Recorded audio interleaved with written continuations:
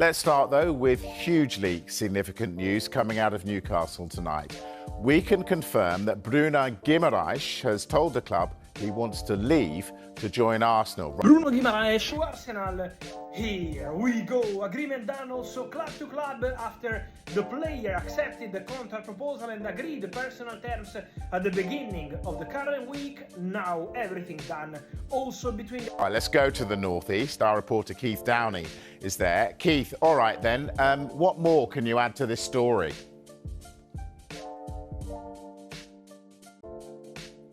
Yeah, Mike. Well, as you rightly say there, one revealed tonight that Bruno has indicated to Newcastle United, whether directly or indirectly, that he is seeking to or looking to explore a move away from the club, with, of course, Arsenal interested in his signature. What we can tell you at this moment in time, that Newcastle are not commenting on the situation, and as far as they are aware, there has been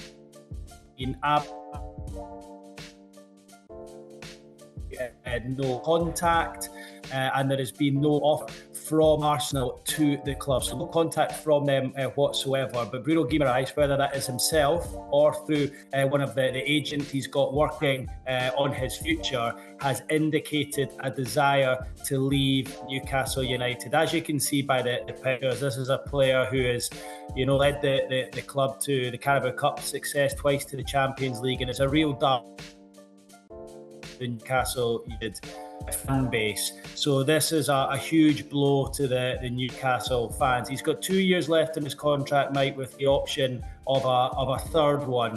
But as far as I understand, Newcastle have got absolutely no interest in selling him this window. Their stance has always been the same, that he is not for sale. And the numbers that are being mooted in reports, circa £60 million, are far from Newcastle's valuation of the player anyway. So look, bad news for the Newcastle United fans who will be aware of that this evening.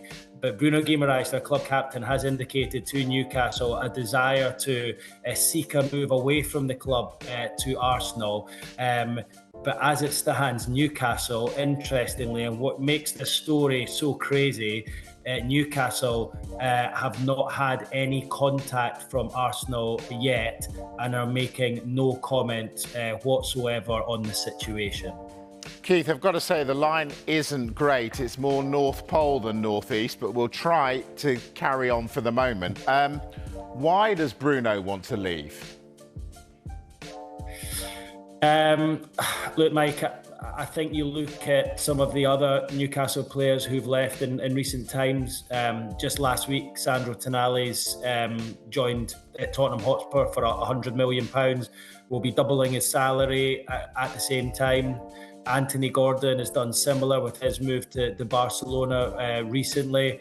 And we saw, of course, what happened with Alexander Isak in that protracted move to Liverpool last year. So I think Bruno Guimarães, without putting words in his mouth, is probably sitting thinking, well, sort of, when's it my turn to go and double my wages and give myself an opportunity to win league titles year after year? Of course, I'm saying that in the case of Gordon and Isak, probably not so much Tonali joining Tottenham.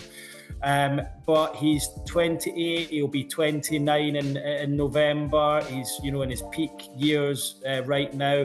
And I think all these players, when they join Newcastle hoping that they would win trophies, they would win the Premier League.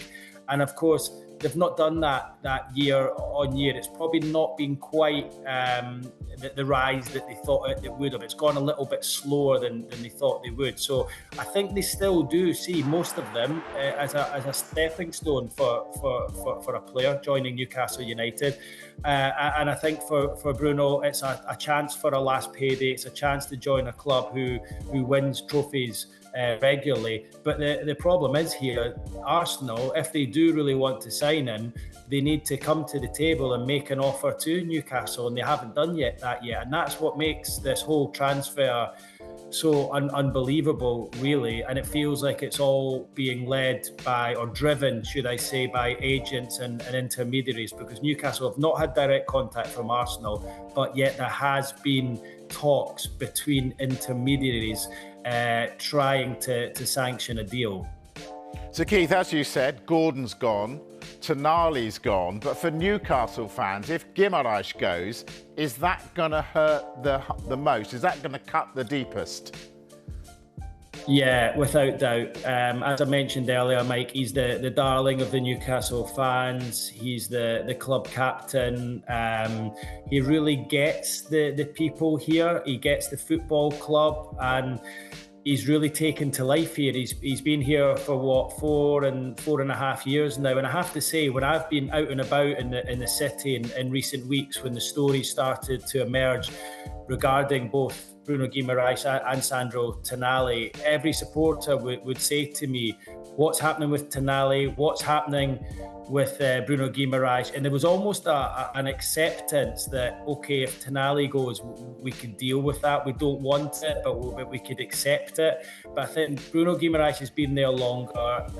The club has got us under his skin. The city's got under his skin. The supporters absolutely adore him. And all those supporters have said to me, I could handle Tonali going just about as long as Bruno stays. So this news tonight will be an absolute hammer blow to them. Their idol, their darling, the one that they love, their leader has expressed a desire to move from the football club. And look, it'll be giving them sort of nightmares thinking back to what happened last summer with Alexander Isak. And this is a worst case scenario for those Newcastle United supporters, because Bruno was the one of all of them, of all these big signings that Newcastle have made since the takeover, all these big signings that have improved rapidly as players under Eddie Howe. He's the one the Newcastle United fans would want to keep. So this is a really difficult night and difficult news for them to watch and read and hear. Yeah, I bet it is. All right, let's try and alleviate a little bit of that pain. There's news of a new signing coming. What can you tell us? Yeah, so Sean Stewart, Ajax midfielder, or was an Ajax midfielder. Newcastle clinched the deal with him yesterday with the Dutch club. We can see him pictured there at the training ground this morning. That was him halfway through his Newcastle United medical. The Newcastle sporting director, Ross Wilson, went over to the Netherlands over the last couple of days to try and clinch a deal with Ajax, and he did so. £20 million up front with £3 million in add-ons. He's 18 years old, but I think that just shows exactly where Newcastle are right now with their project. They're trying to bring in young players with a high ceiling, players that they can improve on the training ground. And while I think Stewart might not go right into the starting 11 straight away, he will be expected to compete with the likes of Bruno Guimarães if he's still there, and Joe Linton and Jacob Ramsey, these sorts of players moving forward. So Newcastle going down a different model, Mike, trying to bring in players aged between 18 and 24, priced between 20 million and 40 million. That is their new model, if you like.